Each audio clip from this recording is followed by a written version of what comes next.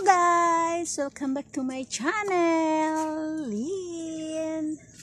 So ngayon guys is dito kami sa aming farm dahil nga nagpapatanim ng mani yung aking mother-in-law. So actually guys, kahapon pa kami pumupunta dito. Ikalawang araw na namin ngayon. Bali, tatapusin na lang to. May may bunga ng langka. Ayan, tingnan nyo. Oh, diba? Dito ako sa gilid or sa puno ng langka. So, ayun na nga guys, dahil sa lawak ng pinagtaniman ng mani ng aking biyanan guys, hindi kaya kahapon ng isang araw na tapusin yung pagtatanim ng mani. Kaya pangalawang araw na nila na magtanim ngayon guys. And then, ngayong araw na to, matatapos na tong pagtatanim nila guys. So ayan, dahil sa wala naman akong ginagawa sa bahay guys, and then holiday tayo ngayon, araw tayo ng Biyernes pala ngayon guys, February 9. Naisipan ko na rin sumama guys para naman makatulong sa pagpe-prepare or pagluluto ng pagkain ng mga nagtatrabaho guys. So ayun na nga guys, siya sa iba pa naming ganap guys. Ang sarap kasi tumambay dito din sa farm namin guys, kung makikita nyo or yan, kung naririnig nyo guys, sobrang lakas ng hangin, napaka fresh, mawawala yung ating mga stress sa buhay.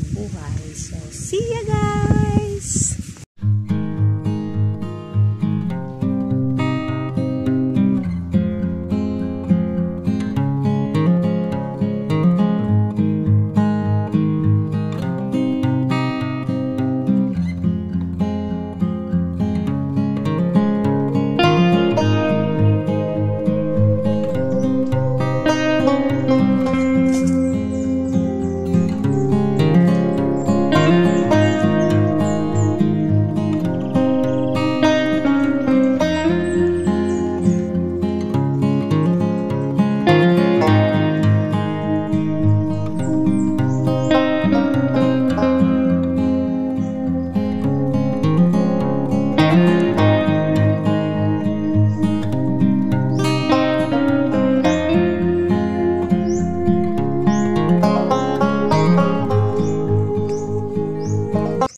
So syempre guys, hindi na natin patatagalin pa at tayo ay magluluto ng scrambled eggs para pangulam natin sa agahan.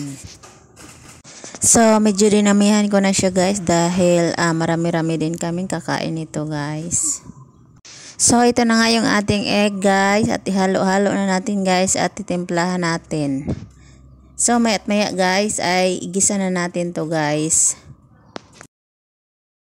So ayan na nga guys, napapainit na tayo ng ating mantika guys. Ayan, kung makikita nyo guys, sobrang lakas ng aking apoy. Dahil alam naman natin guys, pag dito tayo sa farm or sa bukid guys, ang gamit natin ay kahoy guys, or yung butay guys na galing sa niyog guys. Yun yung panggatong natin guys. O ayan, sobrang lakas ng apoy niya guys. Grabe, halos masusunog yung balat ko guys at saka yung mukha ko sa init ng kanyang apoy. So ayan lang guys, tuloy-tuloy lang guys, halo-halo lang at saka hanggang sa mag-golden brown siya guys. Ay lagay natin yung ating kamatis guys at medyo lutuin natin ng kaunti guys. Saka natin ilagay yung ating egg.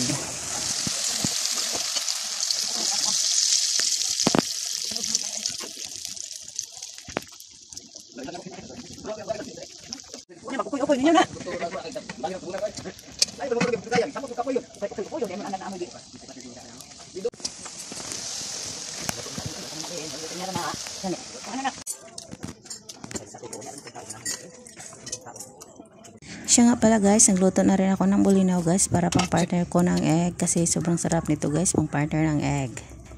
So ayun na nga guys, pinuntahan ko muna yung mga nagtatanim guys at saka nag-challenge ako guys, yung viral ngayon na challenge guys, yung 0.5 challenge guys, kaso hindi ako nakasuot ng bra dito guys ha, kasi sobrang init guys, hindi talaga carry ng balat natin guys, at saka baka gumulong tayo dyan sa pinakamatarik dyan guys na nakabra. Nako, mabiral tayo niyan. So ayan guys, in-enjoy ko lang yung araw ko ngayon kahit sobrang init. Ayan. Ayan yung mga nagtatanim guys. So, diba ang hirap ng mga ano nila guys. Paakyat guys, tas pababa naman. Sobrang sakit-sakit ng likod mo niyan guys. Kung matry nyo lang. At saka tingnan nyo guys, sobrang ganda ng view. Kung makikita nyo naman lang, ayan, overlooking.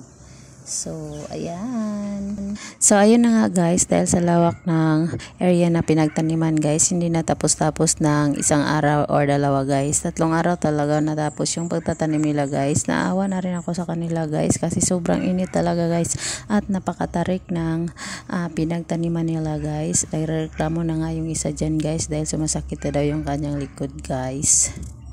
Pero ganun talaga yung trabaho dito sa bukid guys, maliban sa napakainit ng araw guys. Hindi mo alam yung place na pinuntahan mo guys kung gaano ba siya kahirap or katarik guys. Kaya nito, ayan kung mapapansin nyo naman guys sa mga video ko dyan guys, napakatarik talaga.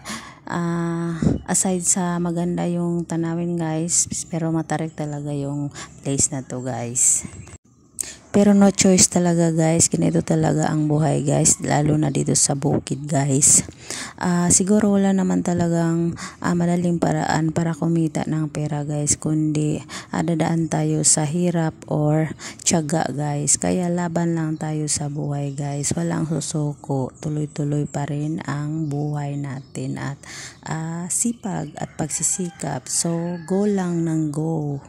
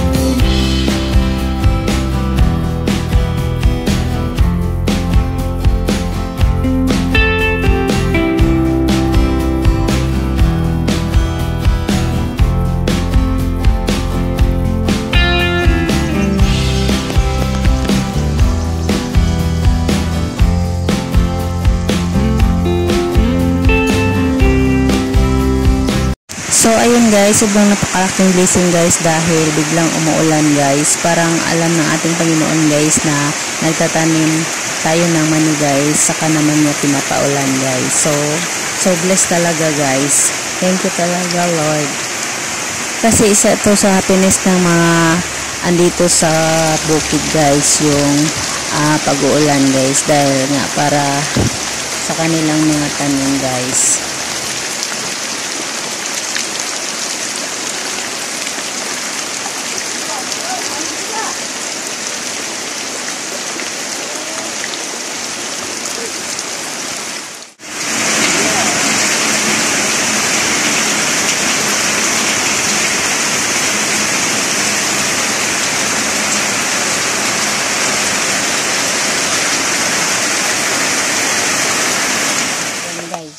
Magluto naman ako mani.